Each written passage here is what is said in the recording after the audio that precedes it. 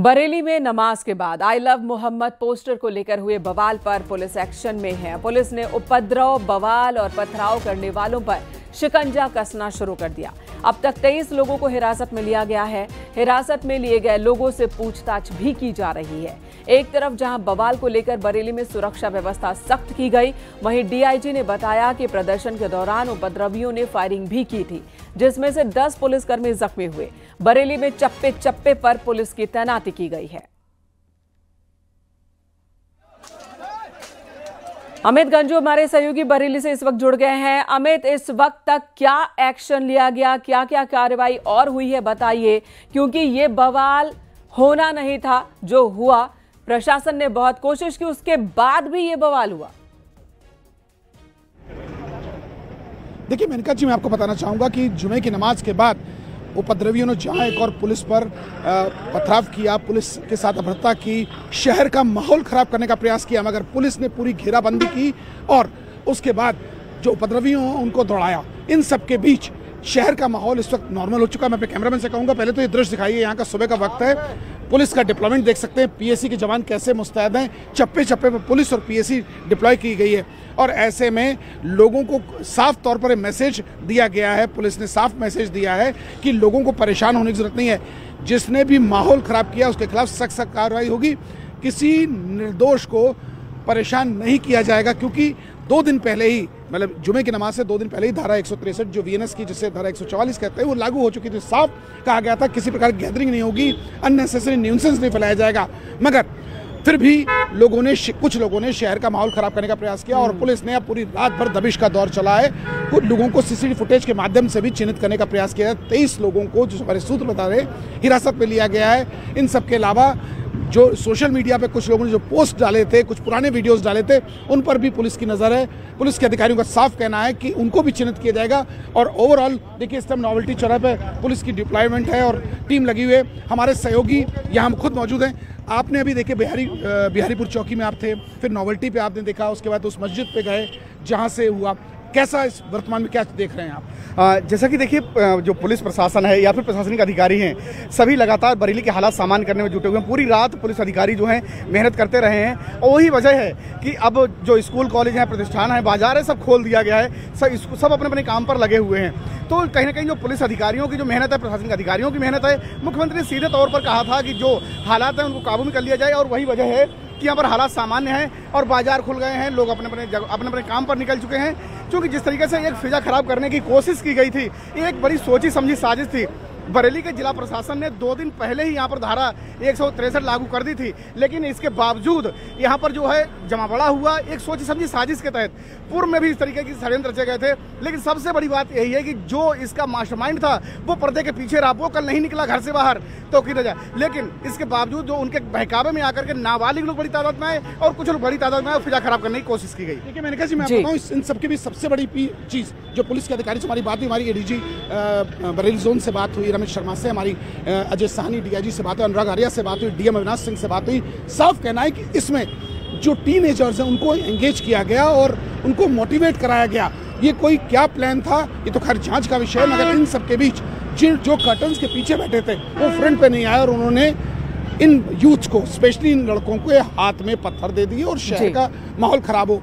Police पर stone pelting हुई है। इसके अलावा पुलिस के लगभग 1 दर्जन कांस्टेबल्स को चोटें आई हैं, सब इंस्पेक्टर को चोटें आई हैं। और ऐसे में पुलिस ने प्लान ऑफ एक्शन अपना तैयार किया, मीडिया से भी डिस्क्लोज नहीं किया। उनका साफ कहना है कि शहर के जिन्होंने स्वार्थ, बिल्कुल अमित, तो अब जो एक्शन लिया जा रहा है तो किस तरह की कार्रवाई की जा रही है? हिरासत में लिया जा रहा है, गिरफ्तार किया जा रहा है, इसके आगे भी कोई एक्शन लिया जाएगा क्या? जैसे पिछली बार हुआ था कि जो नुकसान हुआ है उसकी भरपाई की जिम्मेदारी उन लोगों को ही दे दी गई जिन्होंने हिंसा को भड़काया था। देखिए मेनका जी, बड़ा अहम सवाल आपने पूछा। देखिए पहले तो पुलिस का जो ध्येय था जो 1 से 2 घंटे के अंदर कि शहर को नॉर्मल कैसे किया जाए, और शहर नॉर्मल है। मैं अपने कैमरामैन से कहूँगा, देखिए लोग रोज की तरह अपने घरों से निकल रहे हैं, काम पे निकल रहे हैं, क्योंकि सुबह का बहुत सुबह का समय है। शॉप्स अभी नहीं खुलती हैं और मोस्ट प्रॉब्ली यहाँ की जो शॉप्स हैं, नोवेल्टी चौक की शोरूम्स जो हैं 10 साढ़े 10 के बाद खुलते हैं। और जो जैसे रोज़मर्रा की चीज़ें देख सकते हैं, मिठाई की दुकान की बात की जाए या रेस्टोरेंट्स की बात की जाए, सुबह खुल चुके हैं। जो 7 बजे का टाइम होता है, लोग चाय पीते हैं, कहीं देखिए चाय की चुस्कियाँ भी लगाते हैं। और इन सब के बीच अगर आपने पूछा क्या कार्रवाई, तो कार्रवाई जैसे मैंने कहा plan of action ADG Bareilly और डीआईजी अजय सानी ने मिलकर पूरा प्लान एक तैयार किया है। उन्होंने कहा मीडिया से डिस्क्लोज नहीं करेंगे, लेकिन ये आने वाले समय में नजीर होगी, क्योंकि जिस प्रकार से मुख्यमंत्री का साफ निर्देश है कि जिन लोगों ने भी उपद्रव किया है उन्हें बख्शा नहीं जाएगा। और बिल्कुल, और यही निर्देश है, इसी निर्देश के तहत एक्शन हो रहा है। लेकिन बड़ा सवाल तो ये भी है कि तमाम व्यवस्था के बीच भी आखिर यहाँ पर माहौल ऐसा गर्म कैसे हो गया, किन लोगों ने इसे उकसाया है, और तह तक जाना बहुत जरूरी है। धन्यवाद आपका अमित, इस वक्त पूरी जानकारी देने के लिए। कानून व्यवस्था को लेकर सीएम योगी आदित्यनाथ के सख्त निर्देश है कि उपद्रवियों पर किसी भी तरह की नरमी बर्दाश्त न की जाए। सीएम योगी ने कहा उपद्रवियों पर कार्रवाई के लिए सही समय है यही, और सीएम योगी ने यह भी कहा कि उपद्रवियों के खिलाफ निर्णायक कार्रवाई हो, कोई भी आरोपी ना बचे, कार्रवाई ऐसी हो कि दोबारा अराजकता फैलाने की कोई सोच भी न सके।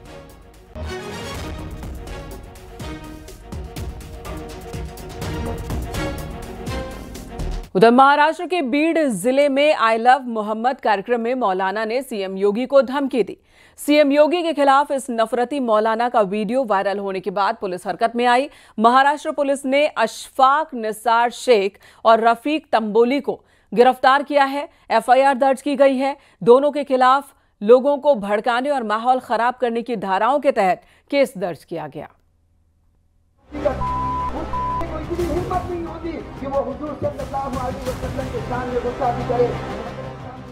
कानपुर में उपद्रवियों पर एक्शन का साइड इफेक्ट महाराष्ट्र के बीड़ में भी देखने को मिला। महाराष्ट्र के बीड़ जिले में एक मौलवी ने भरे जलसे में यूपी के सीएम योगी आदित्यनाथ को लेकर धमकी दी। बीड़ जिले के मजल गांव इलाके में आई लव मोहम्मद कार्यक्रम आयोजित किया गया था, जिसमें मौलवी ने मंच पर खड़े होकर सैकड़ों लोगों के सामने ये जिहादी बोल बोले। को इतनी हिम्मत नहीं होती कि वो हुजूर सल्लल्लाहु अलैहि वसल्लम के शान में गुस्ताखी करे।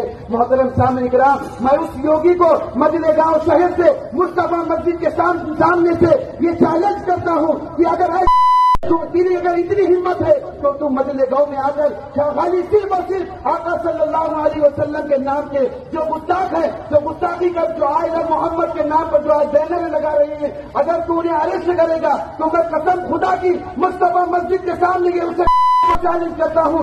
महाराष्ट्र के मौलवी का वीडियो सोशल मीडिया पर वायरल होते ही सियासत तेज हो गई। सीएम योगी के खिलाफ ऐसी भाषा के इस्तेमाल पर यूपी के मौलानाओं ने कड़ी नाराजगी जताई।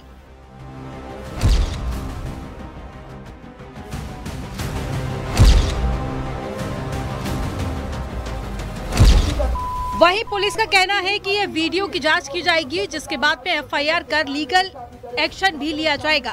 Bureau report, news 18।